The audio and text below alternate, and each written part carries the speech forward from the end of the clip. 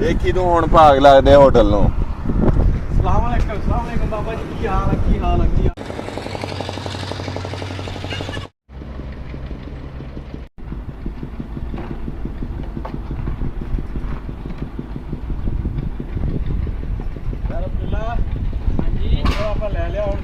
अपना काम जो सही चल जाए बस अल्लाह खैर करे। सही अज आप चाह ही बनानी है, चाह की जो धुएं करते हैं बंदा इतों जाए कोई ना। मैं कहना छड्ड गल्लां दे कि ऐसी चाय बनावांगे पता लग जाएगा दुनिया में।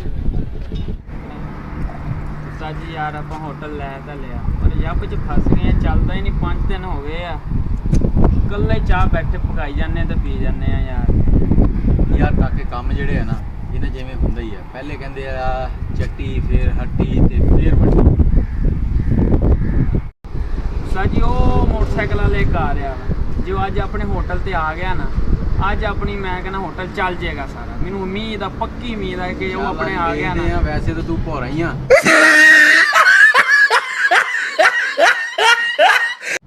आज तेरी जुबान मुबारक होती है कि नहीं? आएगा इंशाल्लाह आएगा वो मोटरसाइकिल वाला। दे दे यार।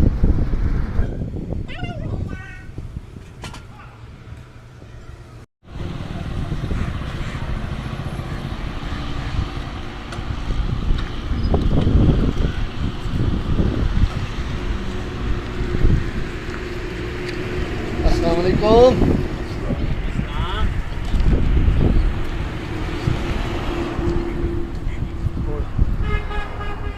काके दो चावल ले आ यार, कड़क लिया। बाबे और बहुत थके ने।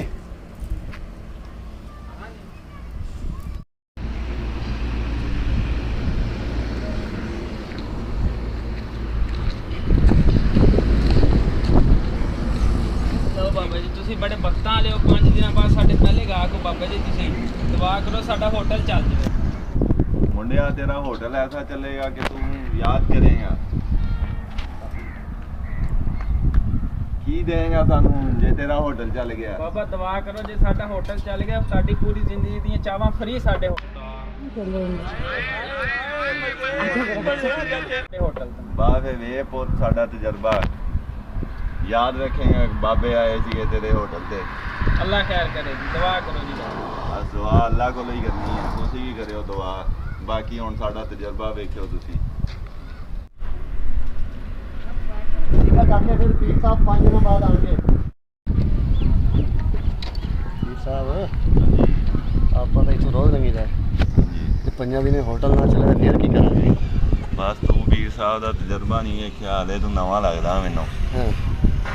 ऐसे भाग लगणगे होटल नूं, तू याद करेगा कैसा चल रहा।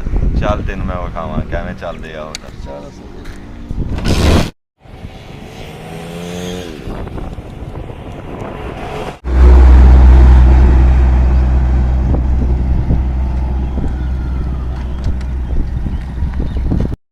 करना इतने क्यों रुके? और तू बाबे का तजर्बा वेख, और बाबा किवें भाग लांदा होटल नूं। ले देख लेने। हाँ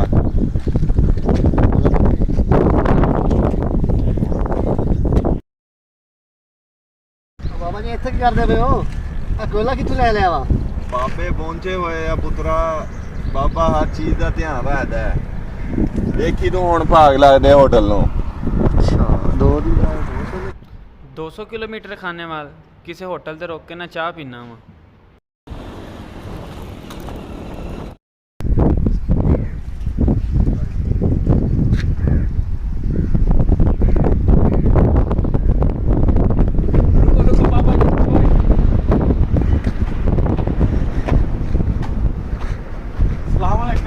बाबा जी की हाल है, की हाल है, की हाल है? ठीक हो बाबा जी? बड़े ही कमाल दे जिੱਦਾਂ ਦੇ ਤੁਸੀਂ ਹੋ ਕੇ ਗਏ ਹੋ ਨਾ, ਮਾਸ਼ਾਅੱਲਾ ਵੇਖੋ ਗੱਡੀਆਂ ਕਿਵੇਂ ਲੱਗੀਆਂ ਆ। ਹੋਟਲ ਆਪਣੇ ਤੇ ਰੌਣਕ ਲੱਗ। ਬੈਠੋ ਬੈਠੋ ਕਾਕੇ ਜਾ ਦੋ ਬੋਤਲਾਂ ਲਿਆ ਓਏ। ਹੋਰ ਦੱਸੋ ਤੁਸੀਂ ਗੱਡੀ ਵੀ ਆ ਗਈ। ਇਹ ਸਿਫਰ ਦਾ ਕਮਾਲ ਆ ਪੁੱਤਰਾ। ਸਿਫਰ ਇੱਕ ਦੇ ਅੱਗੇ ਲੱਗੀ ਹੋਵੇ ਤੇ ਕਿਸੇ ਕੰਮ ਦੀ ਨਹੀਂ ਹੈਗੀ, ਇੱਕ ਦੇ ਪਿੱਛੇ ਲਾ ਦੋ ਤੇ ਕਮਾਲ ਹੀ ਕਮਾਲ ਹੋ ਜਾਂਦੇ ਸਿਫਰਾਂ ਦੇ। ਬਾਬਾ ਜੀ ਬਸ ਕਮਾਲ ਹੋ ਗਿਆ। ਅਸੀਂ ਤੇ ਇਹ ਕਹਿ ਲਓ ਕਿ ਸਾਡੇ ਭਾਗ ਲੱਗ ਗਏ ਆ, ਸਾਡੇ ਬੱਚਿਆਂ ਦੀ ਰੋਜ਼ੀ ਚੱਲ ਪਈ। ਤੁਸੀਂ ਜੋ ਹੁਕਮ ਹੋਵੇ ਕਰੋ। ਵਾਹ ਹੁਣ ਤੁਸੀਂ ਬਾਬੇ ਦੀ ਖਿਦਮਤ ਕਰਨੀ ਆ, ਰਾਜ਼ੀ ਕਰ ਲੈਣਾ। No, no, no, no.